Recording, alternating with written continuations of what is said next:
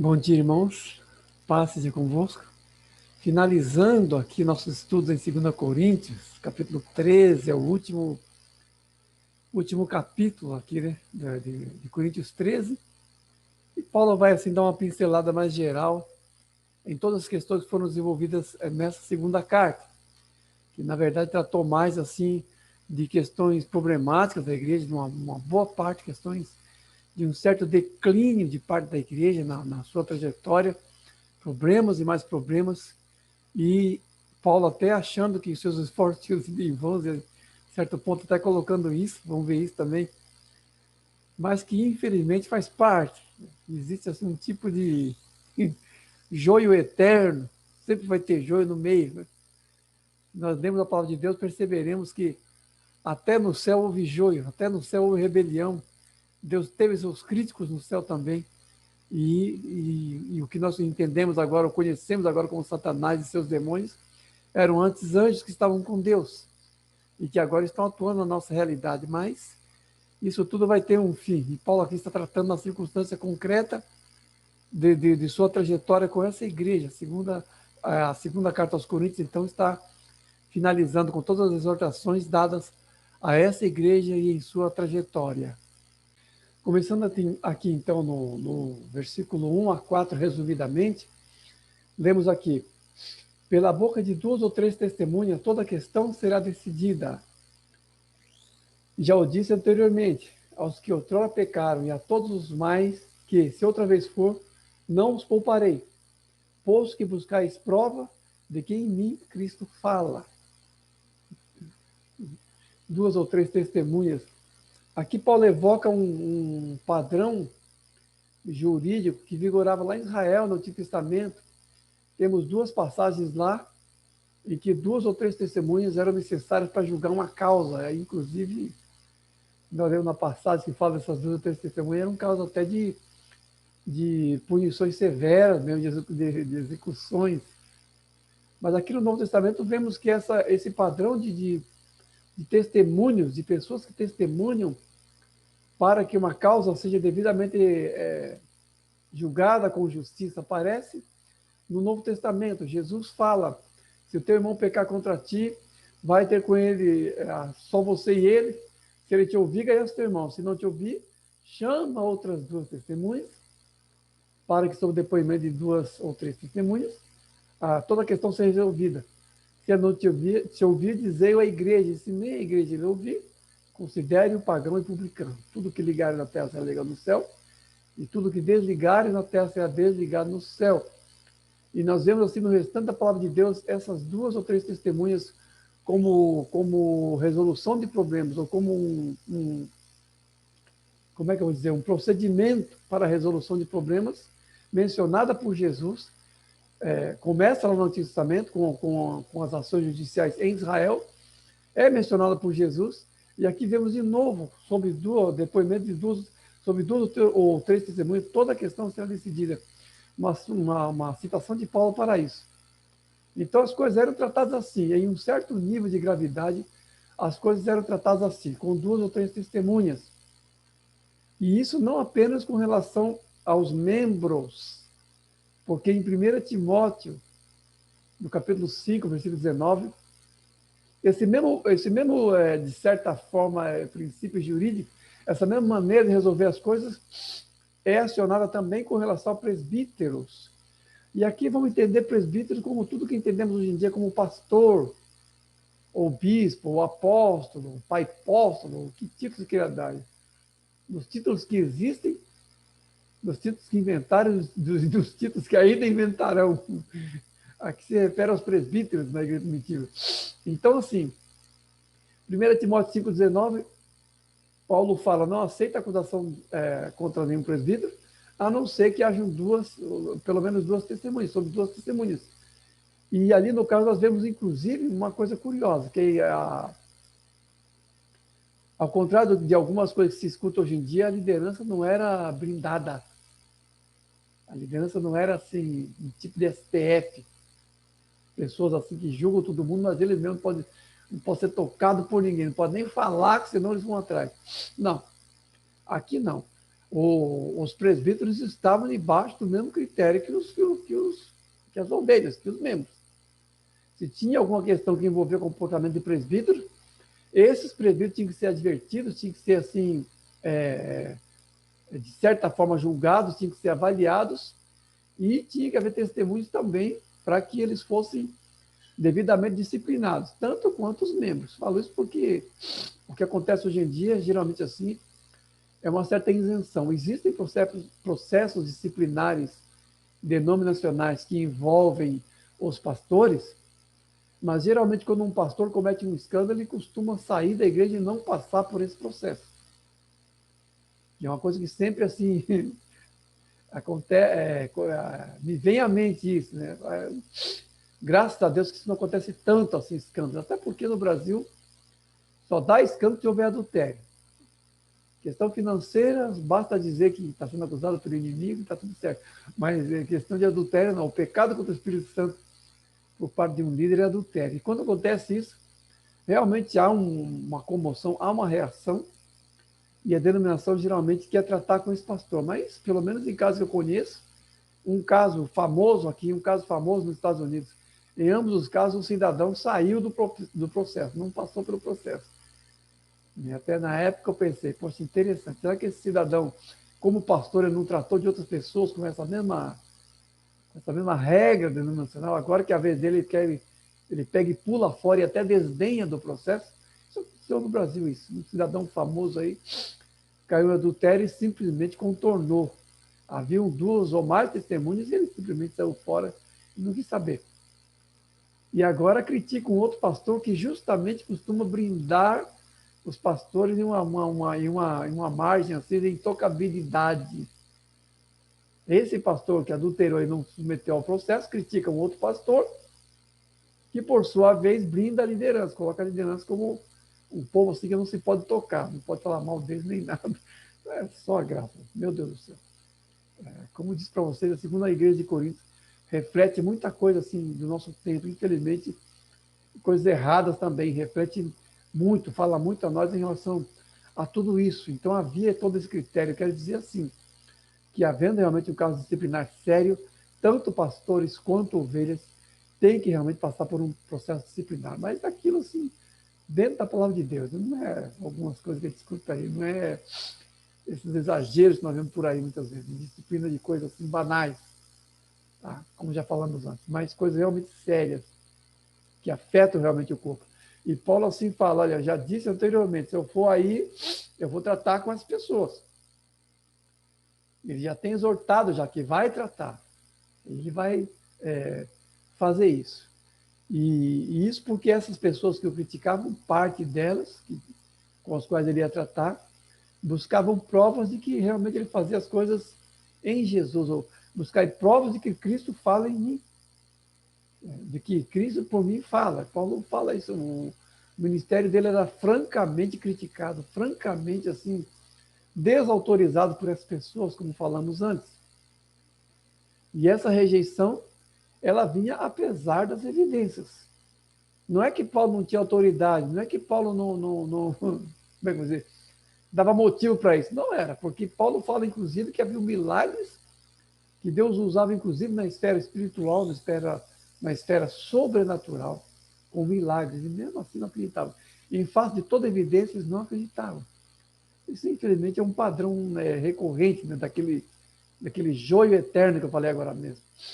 Moisés, por exemplo, quando houve aquela questão que desafiava a sua autoridade por parte de Coré, Datã e Abirão, ele teve que fazer uma reunião com o povo e evocou a justiça de Deus contra aquelas pessoas.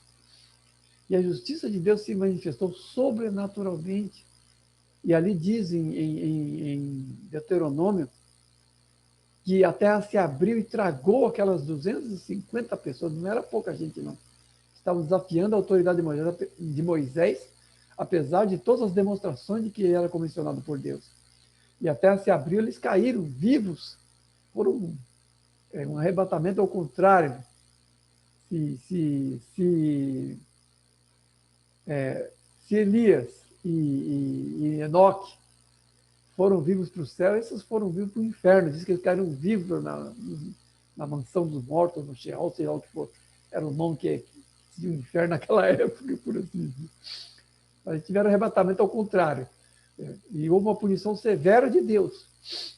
E aí nós vemos o que logo em seguida? Ah, todo mundo aceitou? Não. Na manhã seguinte, estava o povo murmurando de novo contra Moisés. Tinham visto aquele sinal tremendo, no outro dia estavam murmurando. E Jesus também fala, olha, fiz grandes obras no meio de vós, por qual delas me apedrejais? Apesar de Jesus ter dado mostras também de sua messianidade, de sua identidade como filho de Deus, com toda a prova, com todos os sinais, com toda a ética, com toda a vida reta que viviam esses homens de Deus, Jesus foi rejeitado, o próprio Jesus foi rejeitado da mesma maneira. Então, isso é o estado real do coração humano. Aquela questão da evidência, Então, havendo evidência, as pessoas não acreditam do mesmo jeito, porque isso é uma rejeição do Evangelho, é uma rejeição da palavra de Deus. Não é meramente a rejeição da pessoa, do pastor ou de quem está ensinando. É uma rejeição da palavra de Deus. É um reflexo do verdadeiro estado de coração que realmente não quer submeter a palavra de Deus e rejeita aqueles que aportam, aquelas por meio dos quais essa palavra vem. É por isso que Jesus diz: quem vos rejeita, a mim rejeita. Porque é sempre a palavra de Deus que está sendo rejeitada. Infelizmente, isso acontece muito. E aqui estamos tratando da igreja. Pessoas estão rejeitando a Paulo, pessoas da igreja que estão na igreja e estão rejeitando a palavra de Deus. Infelizmente, é do que se trata aqui. E depois aqui no versículo 8, 5 a 8, né, resumidamente, diz assim: examinai-vos a vós mesmos, se realmente estáis na fé. Provai-vos a vós mesmos, porque nada podemos contra a verdade, senão em favor da verdade. Essa colocação desafiadora de Paulo justamente vem de encontro a isso que disse agora há pouco. O verdadeiro estado do coração deles é que os levava a rejeitar a palavra de Paulo. Provai-vos a vós mesmos, examinai-vos a vós mesmos, porque se eles estavam criticando Paulo, se eles estavam de alguma maneira justificando sua dureza com críticas a Paulo, Paulo lança de volta a eles e fala: examine-se você mesmo, se vocês realmente estão na fé. Porque tamanho grau de rejeição, tamanho grau de antagonismo não é próprio de pessoas humildes, não é próprio de pessoas que vivem o Evangelho. Jesus disse que o homem mau, do mau tesouro do seu coração, tira coisas más, enquanto que o homem bom, do bom tesouro do seu coração, tira coisas boas. Porque a pessoa genuinamente espiritual, quando ela olha para os outros, o seu olhar é de misericórdia, enquanto que ela é rigorosa consigo mesma. A pessoa verdadeiramente espiritual, ela não é rigorosa no seu modo de julgar os outros, ela é rigorosa no seu modo de julgar a si mesma, enquanto que para os outros, ela se faz misericordiosa. E essa é a verdadeira feição da pessoa genuinamente espiritual. E quando Paulo faz essa pergunta desafiadora, ele diz: vocês realmente estão na fé com tanta rejeição, com tanta dureza, com tanta crítica? Provai a vós mesmos se vocês realmente estão na fé. Porque os frutos que eles demonstravam em todo esse antagonismo, os frutos que eles demonstravam em toda essa rejeição da palavra de Deus, não eram frutos condizentes com pessoas da fé. E isso, volto a dizer, são pessoas na igreja, são pessoas que estão da igreja, são irmãos que estão ali. E está acontecendo tudo isso com relação a pessoas que não desviaram, que não estão no mundo, estão na igreja. Então, vejam como as coisas são problemáticas e como as coisas, assim, infelizmente, são recorrentes. Algumas coisas acontecem sempre, e vão estar sempre acontecendo. Joio e trigo estarão ali na balança até o fim. Só quando o Senhor vier que haverá essa separação. E Paulo diz: nada podemos contra a verdade, senão em favor da verdade. E aqui, obviamente, Paulo está evocando a verdade como o estatuto de firmeza das coisas retas e justas. A verdadeira firmeza que está na base de todas as coisas, a firmeza da verdade. É essa verdade maior que ele está evocando aqui. Não a verdade apenas como o oposto da mentira, daquela coisa que não é verídica, mas a verdade como fundamento justo e verdadeiro em todas as coisas. É essa a verdade que ele evoca. Nada podemos contra essa verdade fundamental, que é o estatuto de todas as coisas, que é o estatuto final e mais verdadeiro de todas as coisas. Contra essa verdade fundamental, que procede de Deus e que mantém todas as coisas firmes onde elas estão, essa verdade nós não podemos contra ela. E a verdade do Evangelho é dessa mesma firmeza. Essa verdade será a verdade que nos julgará. Porque aquele cavaleiro que vem cavalgando, visto lá em Apocalipse, que é o fiel e o verdadeiro, ele julgará segundo essa verdade todas as coisas.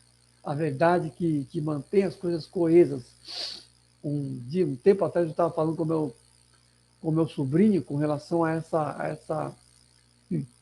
essa mentira, ou esse aspecto da mentira que é comum hoje em dia na mídia, entre artistas e políticos de esquerda, que liberam o homossexualismo, libera casamento gay, libera e querem agora colocar ideologia de gênero, e esses lixos morais que vêm aí, né, do marxismo e que estão se instalando na sociedade como verdade para nós, como estatuto de retidão para nós, sendo a mentira colocada no lugar da verdade. Isso é o que está acontecendo atualmente. E estava falando para o meu sobrinho sobre isso. Eu e meu irmão Didi estavam conversando com o nosso sobrinho, explicando para ele, olha, Ari, se a família for destruída, porque nesse processo é a família que está atacando, os fundamentos da sociedade estarão sendo tirados. A firmeza da verdade que está na base da sociedade, naquele que constitui a família, naquele que constitui a base da sociedade, que é a família, se essa verdade fundamental do homem, da mulher e daquele que Deus estabeleceu como regra para a constituição da vida humana e da família, se essa base fundamental da sociedade for tirada, a sociedade inteira vai colapsar.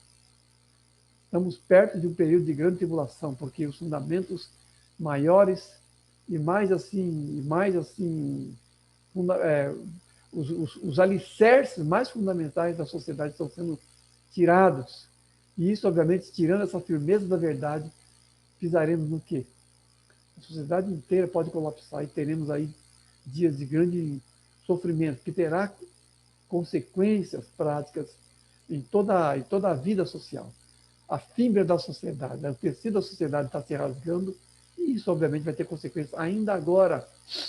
Mas, via de regra, ou escatologicamente falando, aquele cavaleiro chamado fiel e verdadeiro, ele é o reto juiz que pesará os corações com relação à verdade em sua balança. E ele já está cavalgando e já está a caminho. Então diz assim também, continuando no versículo 9 a 10. No versículo 9 a 10 agora. Porque nos regozijamos quando nós estamos fracos e vós fortes. E isto é o que pedimos, o vosso aperfeiçoamento.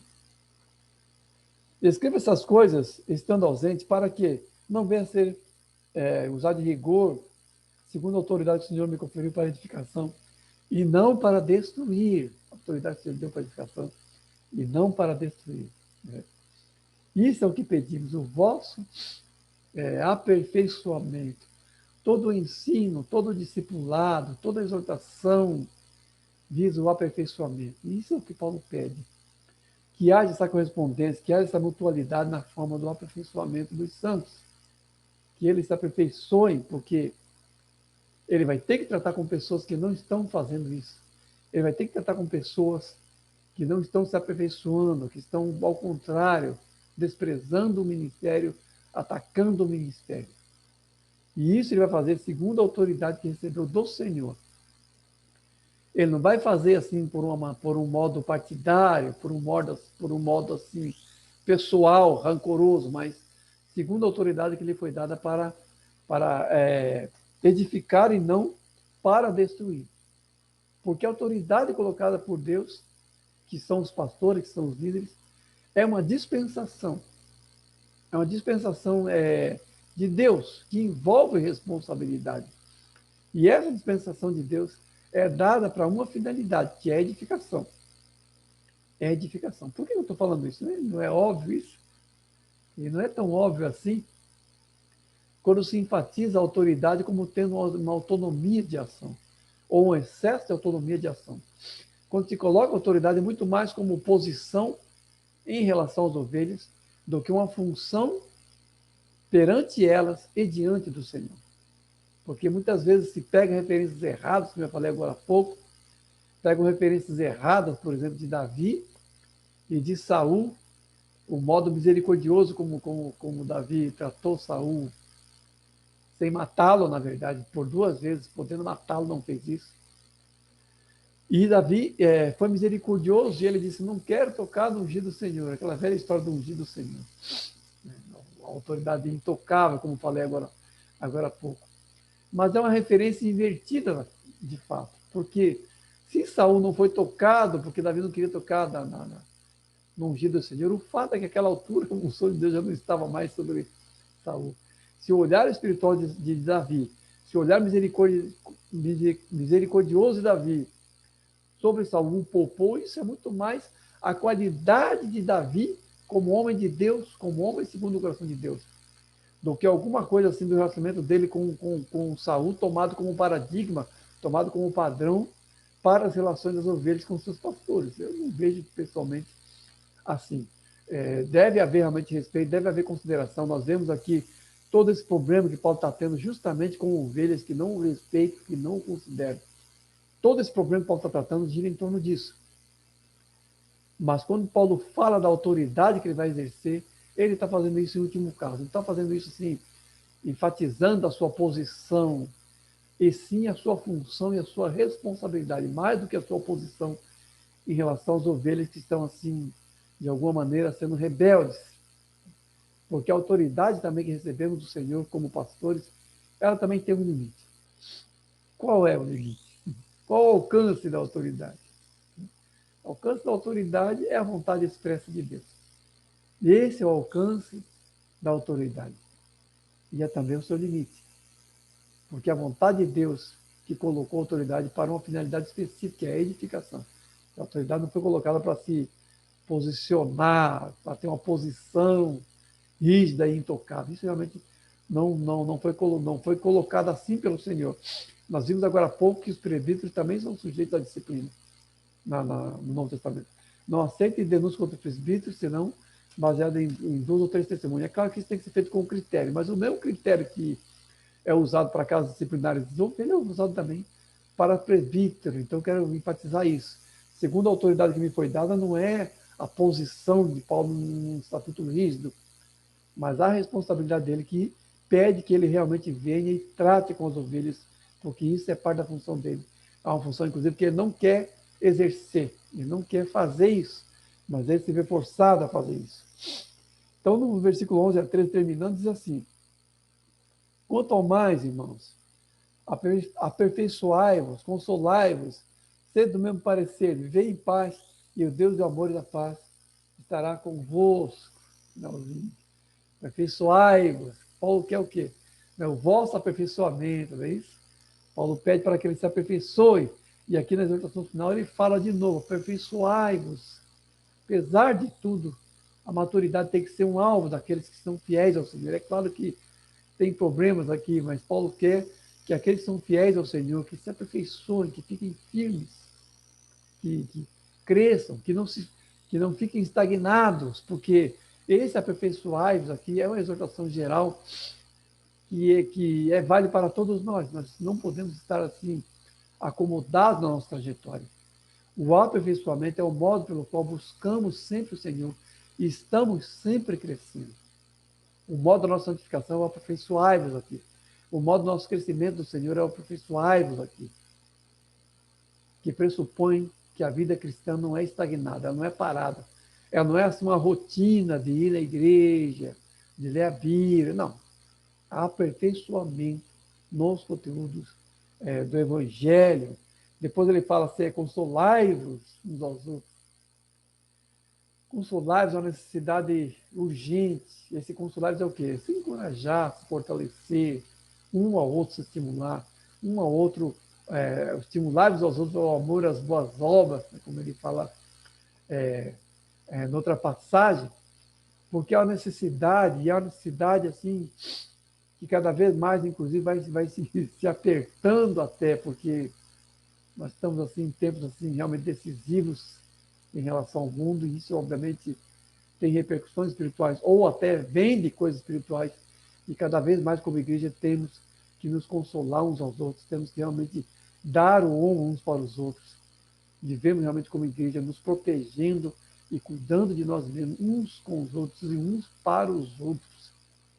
Cada vez mais, isso já é uma necessidade assim, premente, é uma necessidade constante, mas cada vez mais isso vai ser necessário devido aos dias em que estamos vivendo. Ser de um mesmo parecer, né, diz aqui, ó, ser de um mesmo parecer, assim, é a unidade, realmente. Podemos ter realmente opiniões diferentes de coisas secundárias, mas naquilo que é o essencial, naquilo que nos identifica como cristãos, como filhos de Deus, nisso nós temos que ser de um mesmo parecer. Não devemos ter opiniões divergentes em coisas que nos definem, em coisas que são conteúdos da fé. Temos que preservar a unidade do Espírito no vínculo da paz, porque isso é o sintoma, assim, uma característica que mais nos define como corpo, nosso relacionamento uns com os outros, nosso relacionamento de unidade e de graça. E no final, mais ainda, diz assim, vivei em paz e o Deus de amor e da paz estará convosco. Vivei em paz e o Deus do amor e da paz estará convosco. Um eco aqui do Salmo 34, Paulo havia dito anteriormente assim que no quanto depender de vós, viver em paz com todos. Então, o Filho de Deus ele tem que ser realmente um pacificador, tá? Não um pacifista ideológico, um pacificador, e procurar viver em paz e selar a paz. E aqui vou de novo repetir, principalmente com relação à nossa família, principalmente em relação à nossa família. Temos que viver em paz, não podemos deixar que nossas divergências, né, principalmente políticas, né, que está tão em voga de esquerda e direita e por aí vai. Mas temos que viver realmente em paz, temos que ser agentes de paz em nossas casas, principalmente, na igreja e com todos os homens de maneira geral, tanto quanto depender de nós. A exortação do Salmo 34 é essa: buscai a paz e empenhe-se por alcançá-la. Então a paz não é apenas aquela situação assim estática e perene e morna. A paz deve ser buscada com empenho. Nós temos que nos esforçar por ter paz. Esforçar. Isso é muito mais do que ter aquele sentimento morno e apático em relação às pessoas. É muito mais do que você cuidar da tua família, cuidar dos seus, e com relação aos demais, você apenas ir levando. Não. Essa paz aqui é a paz mais abrangente, que nos identifica como sal e como luz para o mundo. Não é aquela paz morna da apatia humana, mas é a paz realmente assim que é buscada com empenho pelo Filho de Deus, pelos filhos de Deus, o qual tem em seu Senhor o príncipe da paz. Nós temos que ser agentes dessa paz. Agentes dessa paz. Nós temos que ser ativos nessa paz. Buscá-la e sermos realmente assim disseminadores dessa paz. E o Deus da paz será conosco. Porque se nós formos assim, se nós tivermos esse esforço, o Deus da paz e de amor terá em nosso meio, terá em nossos corações em primeiro lugar, e em nossos lares, todo o ambiente propício para se dispensar, para dar de si, para assim vou dizer, retroalimentar, é isso? Nos fortalecer ainda mais nesse amor e nessa paz. Esses são os apelos finais de Paulo, todos eles em torno da maturidade, da unidade e da paz, que são também as orações para nós, porque também sobre nós está essa palavra, está essa exortação, em toda a graça, em toda a unidade, como corpo, como igreja. Amém? Deus abençoe, irmão.